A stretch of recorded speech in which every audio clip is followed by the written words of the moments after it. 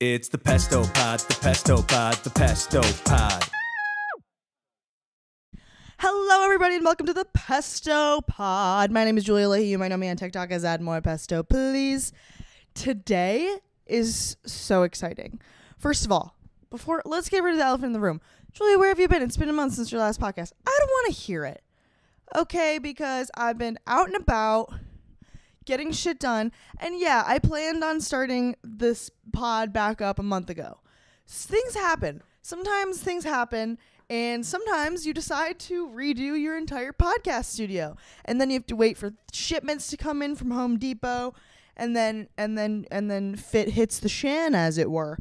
But if you are just listening, I strongly encourage you to either watch this in Spotify or go to YouTube and check out our fun new studio. Hello, I've sunk lots of my hard-earned dollars in this bad boy.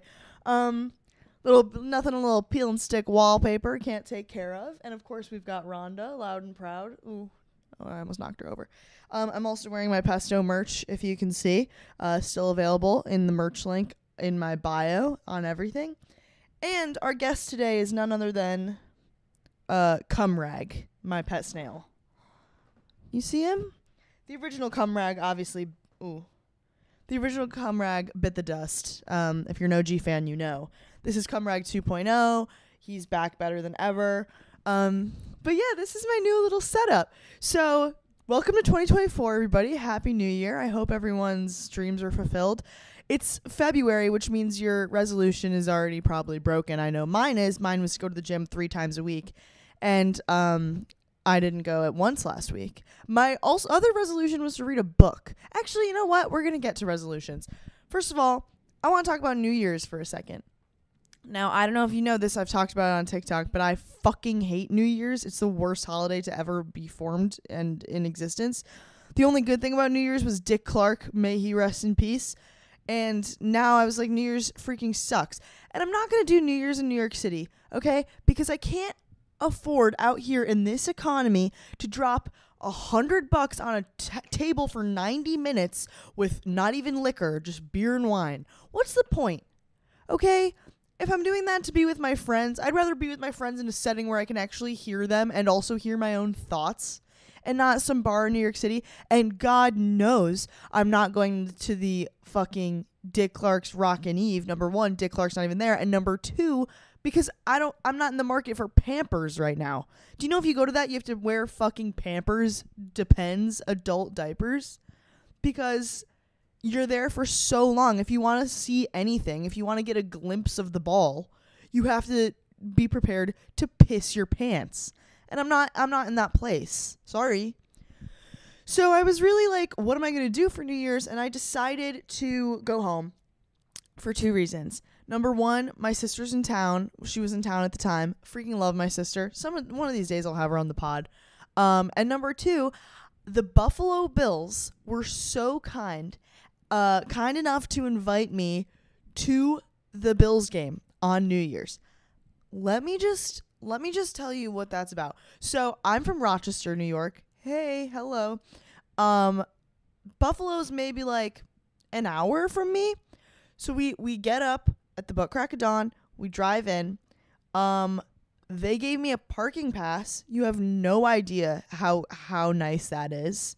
No idea, because Bills parking is insane. There's one way into Buffalo and one way out. And the traffic is insane. And then all these little people who live in the houses near the stadium are like $50 for parking in my yard.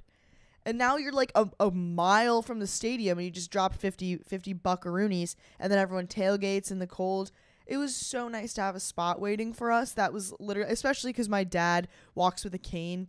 So it was so nice to be able to be like in good walking distance of the stadium.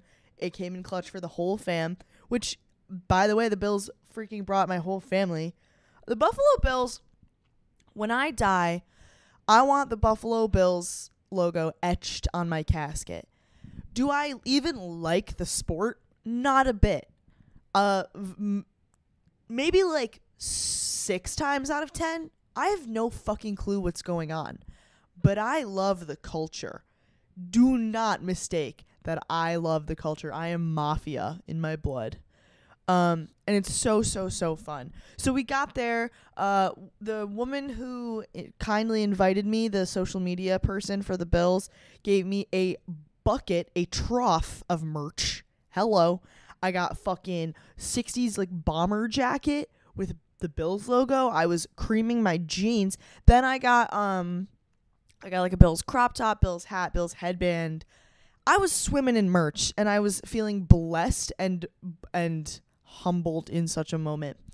Then we got to go on the field. Now I could only bring one person, so my sister and I went. So my dogs are touching the same artificial grass as some of the sexiest men on this planet. It reminds me of when I went to Europe. One of the hostels I was in, this dude was from New Zealand, and I was like, hey, can you teach me some New Zealand slang? Like, I want to hear like a New Zealand slang word. Their version of like, oh, I'm so horny. This is heinous, and I'm aware. Their version is, I'm frothing at the gash. It's so disgusting. Frothing at the gash is the worst combination of words in the English language. But when I tell you, I was standing on this field looking at these specimens, frothing at the motherfucking gash. No words. They're so fine. I also like, my personal preference in men is humongous and tall. I want to feel like I'm a big girl through and through. I want to feel like a microscopic amoeba next to my man. Has that ever happened to me? No. But this is the closest I've ever come, because these 6'5" fucking humongous men are coming over fist bumping me, and I'm like, I'm never gonna wash this fist again. Well, it was so cool. And then my whole family, we met up with them after we went on the field for kickoff, and we got the sickest seats ever. They were like right in the middle on the Bills side, and they were kind of covered, which was so nice because it was snowing. So that was incredible. And some of the best fucking food I've ever had in my life is served at the Highmark Bills Stadium. This is also something so funny about the Buffalo Bills. Everyone knows the Bills, we have the table jumping, right? That's like the classic Bills fan thing, is the jumping on the tables. But this is another thing. So there's Highmark Stadium, that's the Bills Stadium. They're building a new one. And the building site of the new stadium right now is just a giant hole in the ground. They call it the pit. It's like a huge pit in the middle of Buffalo. It's very random. And there has been multiple Bills fans hospitalized because they're like sacrificing themselves to the pit in the name of Buffalo Bill. So they, like, for the Bills to win, they will fling their corpses into the pit. And it's like a several story drop. And people are like seriously injured. So then, of course, the fucking Chiefs game recently, where the Bills played the Chiefs, everyone was like, here's the plan. We are going to go to the nicest hotel in Buffalo, which is probably like a fucking Hampton Inn, because that's where Taylor Swift's gotta be. Then we're gonna kidnap Taylor Swift, and we're gonna take her to the pit because she needs to be the ultimate sacrifice to the pit. Take that how you will. Do with that what you will. Side note, am I a Swiftie? Listen, obviously I respect the grind more than anyone out there. She's incredibly talented. She's an amazing singer-songwriter, and she continues to stay relevant over decades, and she's gorgeous and cool and puts on these awesome concerts. Would I personally spend like over $200 to see her in concert? Probably not. Just because I don't consider myself like a diehard fan. I also get concert guilt. I don't know if this is a universal thing. I get so much concert guilt. I went to see Harry Styles, and I was literally in the nosebleeds. I was at like the last row. I was having a great time, and I knew more songs than I thought I would because that's not an artist I listen to a ton. Having a great time. And then I was like, someone who loves Harry Styles could be in this seat right now. Why did I buy this ticket? Which is so weird. I spent my money. Like, here I am ready to have a good time. They could have also spent their money. But I was like, I can't believe I took a seat away from someone who's a bigger Harry Styles fan than me. Which is the weird. I understand that is the weirdest logic. And I don't know why my brain functions in such a manner. However, all this aside, this has nothing to do with the Bills game. Bills played the Patriots. It was so fun. They all came out. We were like screaming. The Patriots came out. Everyone freaking boos. And then obviously there's the Bills fight song that plays after every touchdown. It was so fun. And the Bills won. Hello. Unfortunately, at this time, the Bills are out of the playoffs because they lost to fucking KC, which sucks because I hate Patrick Mahomes more than I hate a lot of people. This is so stupid. This is not a sports podcast. I don't know why I'm talking about sports. I don't even understand. You guys don't understand. I'm a theater kid through and through. I just learned like the name of a football position that wasn't quarterback like in this calendar year. Well, last calendar year. Please do not think that I have any idea what I'm talking about. All I know, once again, the culture. I love like a good cookout tailgate. I love like a snack spread, a dip spread probably, and that usually accompanies football. So I'm just a girl who loves dip, and upstate New York. That's all I have to say about that. We came home from the Bills game back to Rochester on New Year's Eve. And it was like I was so tired because I'd been awake for several fucking millennia. Took a nap. Then I went to see a local band at a bar in Rochester. It was so fun. The band is called BB Dang. If you're ever in Rochester, I urge you to look up BB Dang and go to a BB Dang show. They are the greatest cover band that I have ever seen ever, and they make me so excited to be alive. I literally feel joy coursing through my arteries whenever I see them. And every time I'm home, I try to go to a BB Dang show. One time, they brought me on stage. Hello? They literally were like, Julia Leahy, come on up here. And I sang Shania Twain with them. Insane. I'm so blessed. That's not because of TikTok, by the way. That's because I know the lead singer and I go to so many shows that I'm just a regular. So, okay. That was my New Year's. At the bar with the band, I had, let's see here. I had 2 Dirty Girl Scout shots. I had 2 strawberry mojitos. I had 4 rum and cokes, and I had a glass of wine. I don't remember getting home. I know that my mother picked me up.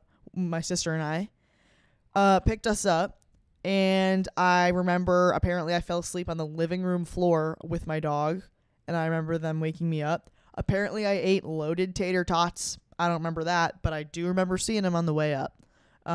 So sorry about that. Trigger warning.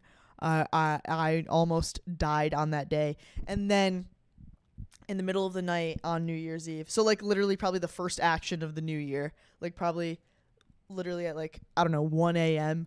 on January 1st, 2024, I woke up from my sleep and I had to throw up so bad and I had to pee so bad. And it was a split-second moment where I was like, well, I have to decide which one of these is making it into the toilet. And it was the throw up. And I pissed my pants. That was the first thing I did in 2024, was piss my little pants. So maybe I am built for New York City New Year's Eve because I'm out here pissing. That being said, that was my New Year's. And it was just with my sister and some of our friends from home. And my best friend Joseph was there. It was like so fun. It was so low key. New Year's Eve parties are out. Unless it's like a small gathering in someone's apartment. New Year's Eve is out. New Year's Eve is out. New Year's Eve is out. Also, it's like now I gotta buy something metallic that I'm gonna wear once. Forget it.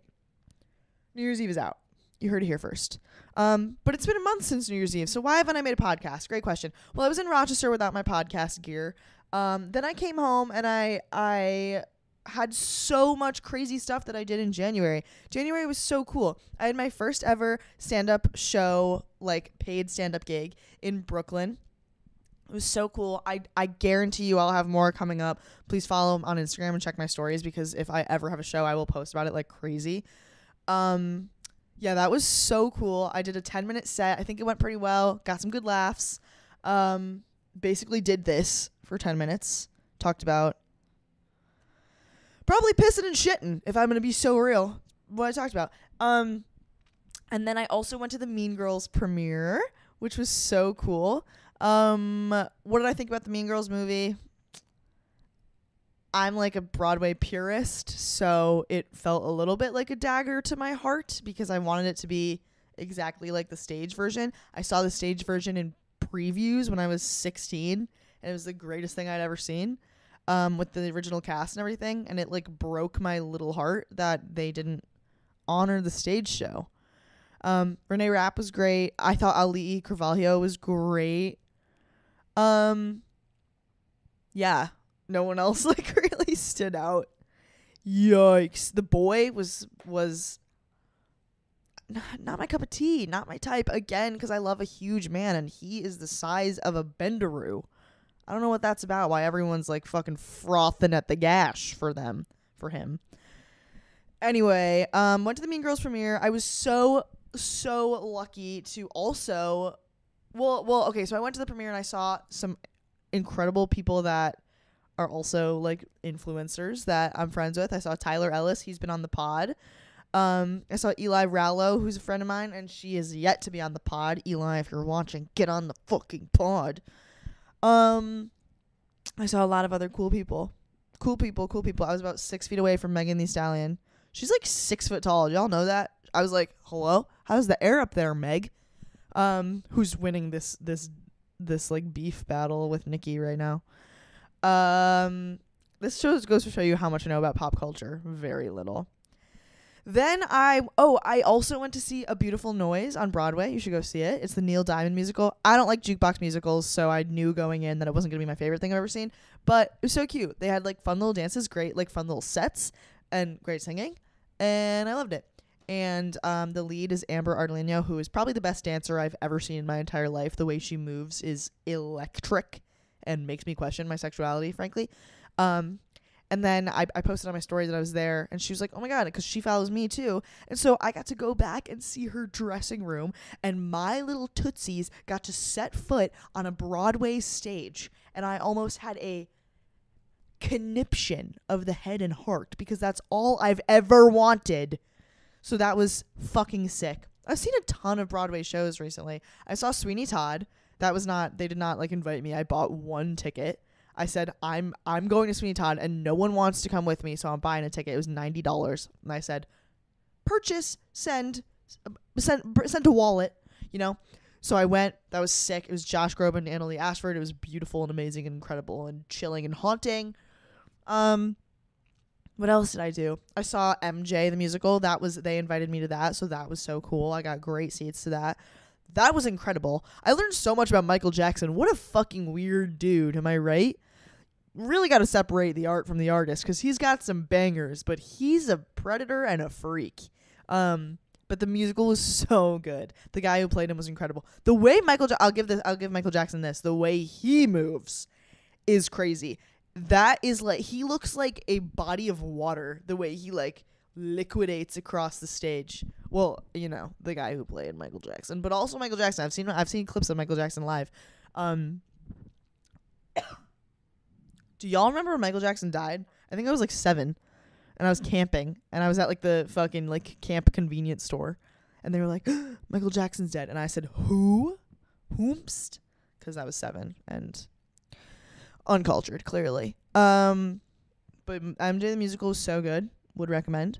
Then I saw Wicked. This I also bought tickets to. They were having like a 2-for-1 deal, but it was a little bit of a sham, because it was a 2-for-1 deal, but only on select seats, and then the seats that had the deal were fucking expensive. So it was like what I wouldn't have paid anyway. But at least I paid what I would have paid and got cooler seats. Saw Wicked with my sister, who had never seen it. Wicked's like such a classic, like that is musical theater. You know, we're talking like extravagant sets and costumes and makeup and effects and incredible ballads and belting songs and fucking banger after banger and oh my God, it's just so delicious and scrumptious. Yeah, that was really, whoever played Glinda in our production was fucking insane. So good. I think I liked her more than Elphaba, I'll say it. Yeah, so I saw Wicked. I've been Broadwayed out, and then last week I was really sick. So I just haven't gotten around to podcasting, but no worries, because this Friday will be the first podcast episode drop with a guest. I have the lovely Caitlin Bristow on the pod, and we filmed her episode before the studio was finished, so it's gonna look different. But this is what it's gonna look like after that. This fucking sick wallpaper from Home Depot. Yeah, Caitlin was awesome. I can't wait for you guys to hear her episode, because she was like probably the most famous person I've ever had in my apartment. And here she is sitting here looking at she's in my bed. This is in my bedroom. Okay. She can see where I sleep. And I'm talking to her, trying not to fucking shit myself. And she's effortlessly cool and beautiful. So yeah, that was pretty cool. So that'll come out on Friday. And yeah, this was just my little update, a little Happy New Year. And what I've been up to, and welcome back to the pod. And New Year's resolution, I did say to go to the gym and to read a book. Ew. Neither of which I have done. But I've been doing little 10-minute yoga videos when I wake up. I don't do them every day, but I do them a lot. And I do think they kind of help, because like I have to like get out of bed. I also am toying. I keep going back and forth with like if I'm going to get a dog this year. My mom is like, absolutely do not. That will be the worst mistake you will ever make. I will not help you financially in any way, shape, or form if you get a dog. But like, eek, I really want one. So I might. Probably won't, but I might. That's what's up. That's my life right now. I spend my days podcasting and making silly little videos and going to cool stuff and trying to make silly little videos about the cool stuff. What a fucking sick life I'm living right now. And it's all thanks to you fuckers, especially you people who watch the pod, because you guys are real ones. I know there's like 6 of you. So thank you for existing. And I promise I'm gonna grind harder with this shit. And we're gonna have even more cool guests on and more funky topics, and it's just going to be a good time. So thanks for listening. Thanks for being a pesty. Trying to get pesty to catch on. I don't know if it will. Yeah. I don't have anything coming up. But make sure you're following my Instagram, Julia Leahy. And I will post so annoyingly often if I have anything coming up. And yeah. Welcome to 2024. Happy New Year, motherfuckers. Go have a drink, and it's literally February, so it's not Happy New Year. It's welcome back to reality. And that's a wrap. Woohoo! Pesto Pod. Do you have anything to say about this? That's controversial. Okay. It's the Pesto Pod, the Pesto Pod, the Pesto Pod.